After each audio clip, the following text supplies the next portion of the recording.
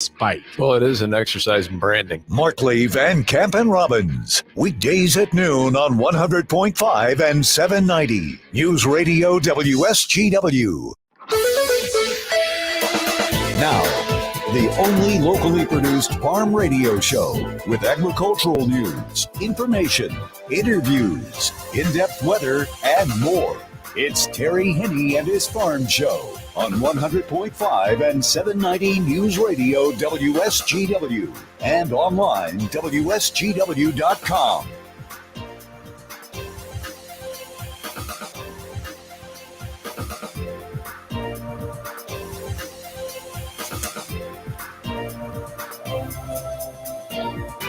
A mostly sunny good morning to you. I hope your day is going well for you, wherever you might be. Hey, it's a beauty out there. Nice day to be outside, even though it is just a tad chilly. We're 34 degrees, but nobody's complaining because we don't have really that much of a breeze. It's coming out of the southwest at 14. There is a wind chill out there. Barometer, though, is falling off, 29.91. We'll tell you why in just a moment. 34 at the airport, 36 here at Radio Center. Downtown Midland is at 37. Downtown Bay City is at 35 degrees. And for the most part, we're looking at plenty of sun. We do have some isolated spots where we're looking at clouds, especially the southeast corner. Mostly cloudy skies at a number of those locations. But their temperatures are hanging right up there in the middle 30s as well. And by the time we're all done, we should crack the 40-degree mark like we did yesterday. Well, not so much yesterday as the day before. We are going to be looking at 42 degrees for a high, 23 for a low tonight. Again, it's going to be sun and clouds. It'll kind of mix it up as we go through the remainder of the day today and tonight. Then during the day tomorrow, more of the same, but we are going to be seeing a weak low pressure system pushing a front through, dropping through. So that ultimately is what's going to cause the increase in the clouds and the barometer to drop, because the low pressure system is situated over Lake Superior, and it is going to be moving in an easterly direction. Probably the big news as far as the weather goes, not only for today, but also the next few days, is going to be the track of a series of low pressure systems that are going to start in the Texas Panhandle, Oklahoma, Arkansas. And our initial thought yesterday was that low, the pathway, was going to direct a lot of the activity up into the Ohio River Basin and affect our weather here in Michigan as we approach the weekend, moving into Thursday night and Friday. That low pressure system and track has been stealing a lot of the moisture from coming up into our part of the country, keeping it down there. They've had quite a bit of severe weather. Matter of fact, they had a series of tornado watches this morning all across the southern states, and that activity has been moving into the southeastern corner of the continental United States. And it does appear as though that track is going to stay there now. So we're not going to be looking at a low moving up into the Tennessee Valley and the Ohio River Valley as we move into Thursday night, tomorrow night, and into the day on Friday. As a result, the chances of seeing measurable amount of snow have really dropped off for northern Michigan. Here in the central part of the state, it does appear as though we're going to be right on the line, as we always are. It seems like from Michigan's thumb down to St. Joseph, everything south and east of that line could pick up some snow as we go through the early morning hours on Friday and during the day on Friday. Anything to the north of that is going to be pretty quiet. Not much of anything going on. Unfortunately, what that means is as we roll into the weekend, our temperatures are really going to take a nosedive. Our Saturday temperature will struggle to hit 26 degrees for a high and 19 for a low. Again, that's on Saturday. Tomorrow, we're going to be chilly. After a high today of 42 and a low of 23, we're going to have sun and clouds mixed tomorrow. But this weak front, dry front dropping down through is going to only allow our temperature to move up to 33 for a high tomorrow and 22 for a low tomorrow night. And to add insult to injury, we're going to have a northwest breeze, 5, 10, maybe 15 miles per hour. So it does look like tomorrow evening, there is going to be a chance of seeing some snow after midnight with a light north breeze about 5 miles per hour. So uneventful for the most part until Thursday night, early Friday morning. We're still going to have possibly some issues a little bit further south along the 69 corridor and then down toward the Detroit area. The chances of measurable amount of snow will be greater there. But everything is going to move out rather rapidly. So by late Friday afternoon, Friday night, we're only going to be looking at clouds, but it is going to be cold, 17 for a low. And then, as I said, on Saturday, 25, 26 degrees, clouds to start, but then partly cloudy skies, 19 for a low.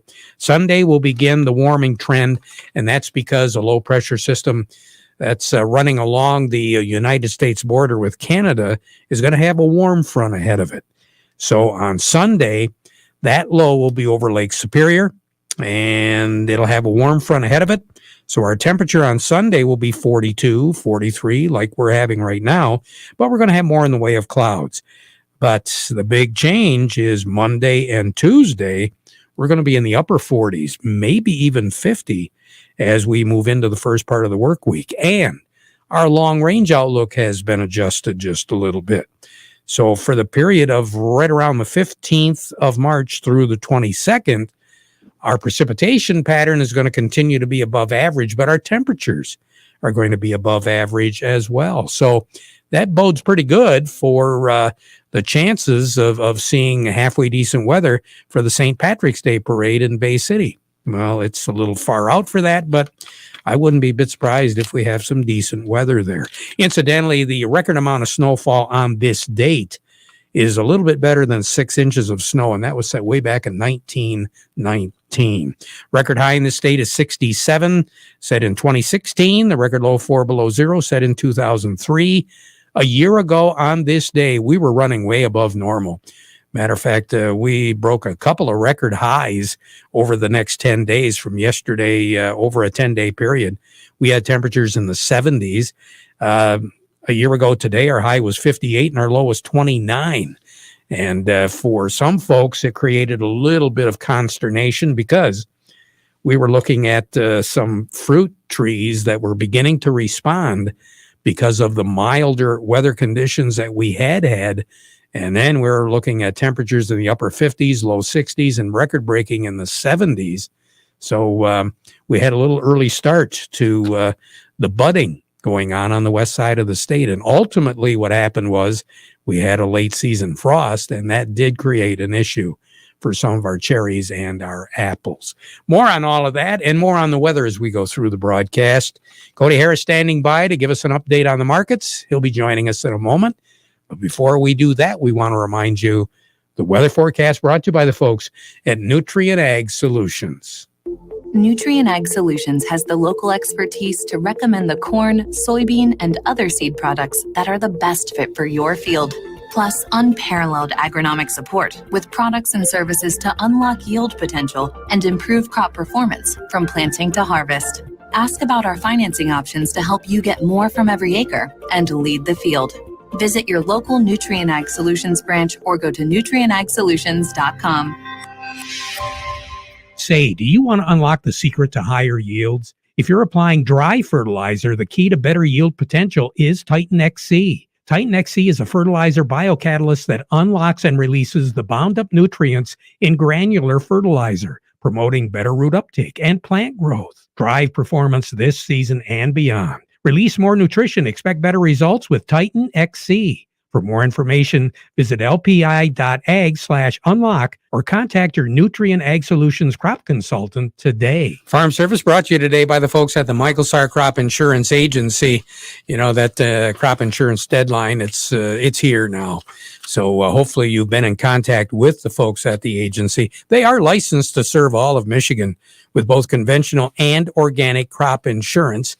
And you can get a hold of the agents directly on their cell for any questions or emergencies. Or better yet, why don't you just give the office a call? They're located in downtown Reese, 989-868-4722. Minimize your risk this season, Mr. Farmer, by working with the folks at the Michael Sarr Crop Insurance Agency.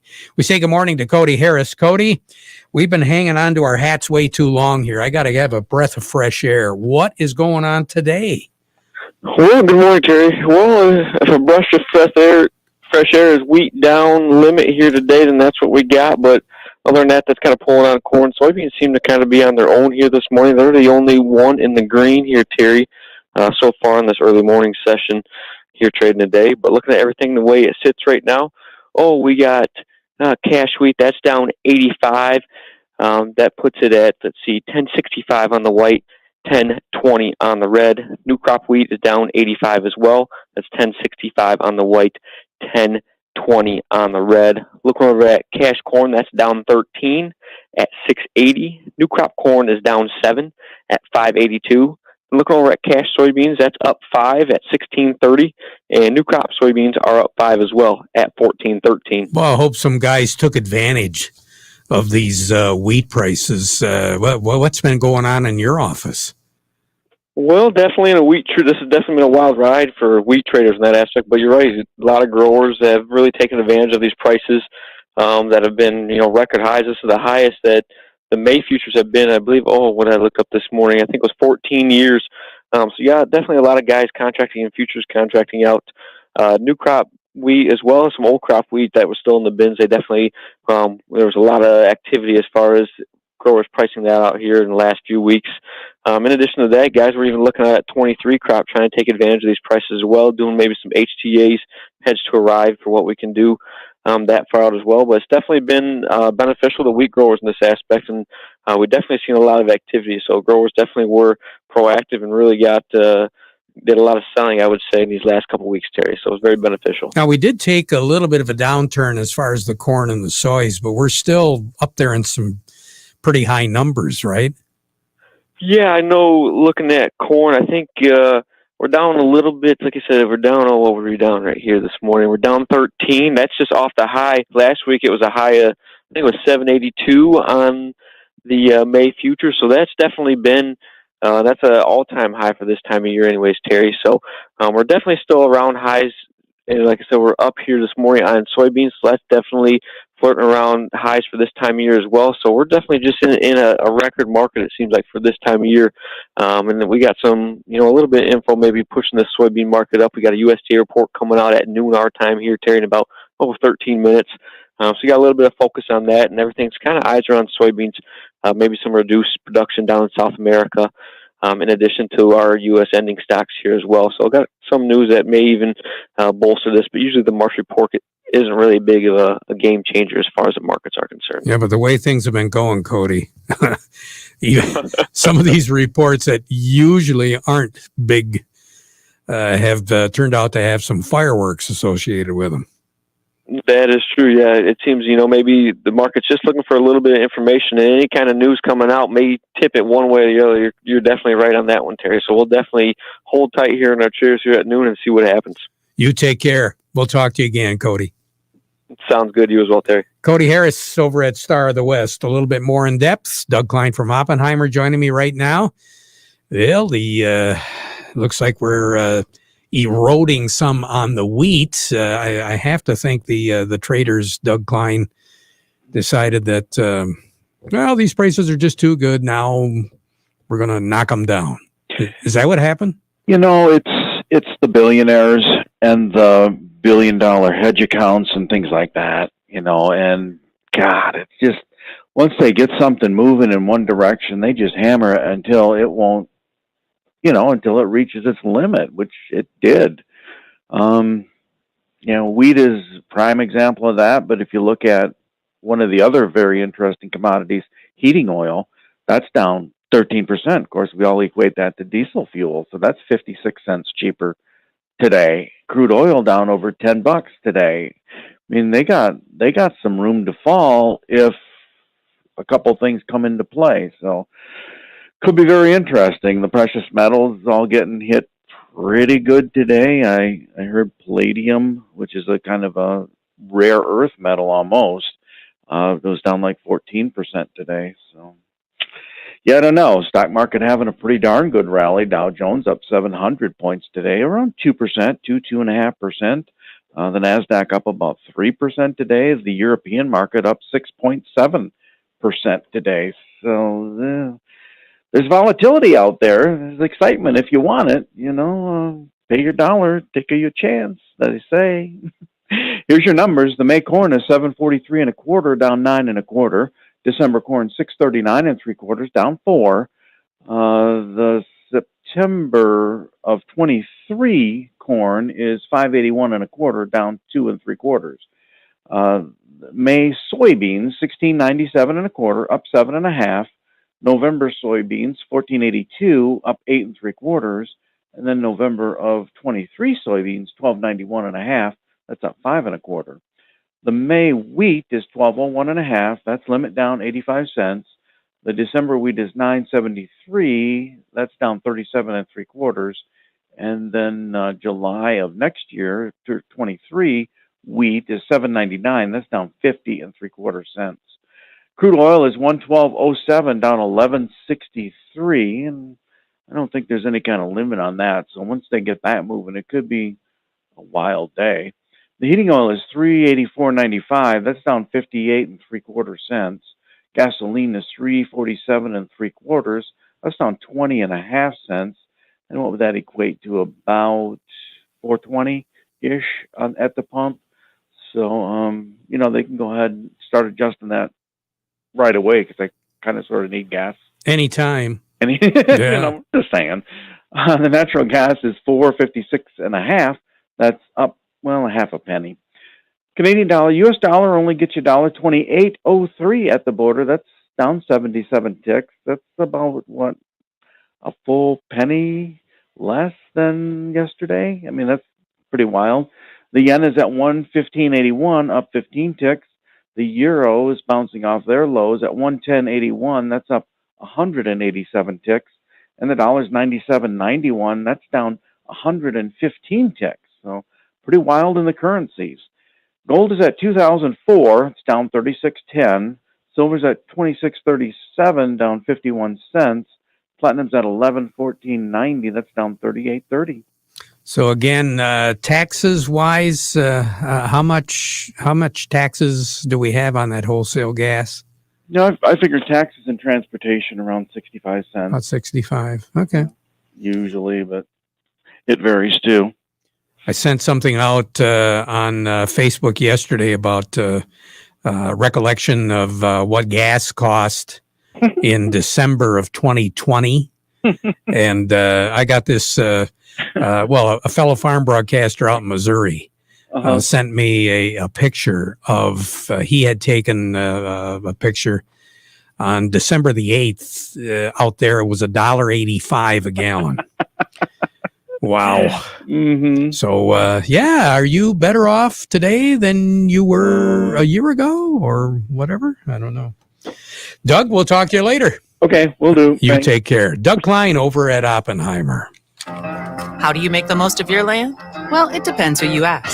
If you ask the Wrens or the Caggianos, who run with us on John Deere mowers, they'd tell you. I mow first, then I do all the trimming. Get as much done in advance as possible. I jump out of the house, a cup of coffee, and I'm at work. But the Upshaws, the Hubbards, and the Allens who work behind the wheel of John Deere compact tractors would say, something that's worth doing isn't always easy. If it's something you want, just go after it and try it. And most of all, I'll make the earth take the shape that I want it to take. Then there's the Nelsons and the Mosers, who may mention from the seat of their Gator UTVs. It's important to just take it one day at a time. You can't be all working up, right? The most fun we have on the Gator is just ripping around the property. It's a way of life. There are millions of ways to make the most of your land. How will you make the most of yours? Nothing runs like a Deere. Contact one of Tri-County Equipment's 11 locations in Bad Axe, Birch Run, Burton, Carroll, Benton, Lapeer, Marlette, Reese, Rochester Hills, Saginaw, or Sandusky, or visit Tri-County Equipment online at tricountyequipment.com. Do you have a yield monitor in your combine? Do you print off a pretty picture every year, but you don't know what to do with it? Why don't you have PC Ag Solutions analyze your data to help you make profitable decisions for the upcoming season? We can help you analyze your data from your planter, sprayer, or combine and compare it to your soil types and nutrient availability. Anything from the planting date to your speed, population, and variety to elevation, drainage, and in-season applications. We can help you make the most profitable decision on your farm. Call us today, 989-868-4444. The market report's been brought to you today by the folks at Schaefer and Beerline since a long time. They've been in business, 1852 to be exact.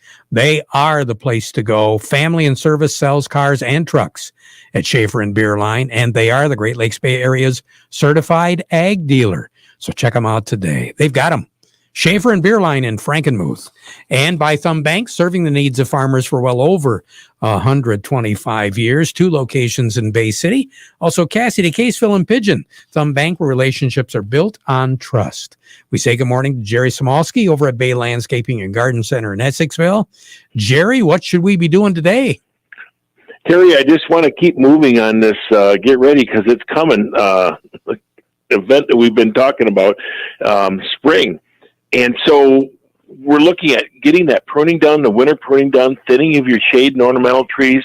If you have some summer flowering shrubs that you haven't cut back yet, now is time to get them. Or for that matter, spring flowering shrubs that maybe have gotten away and you need to hit them really hard, that's fine. Trim them up. You might forgo some blooms, but they'll take off and start getting a better plant for years to come.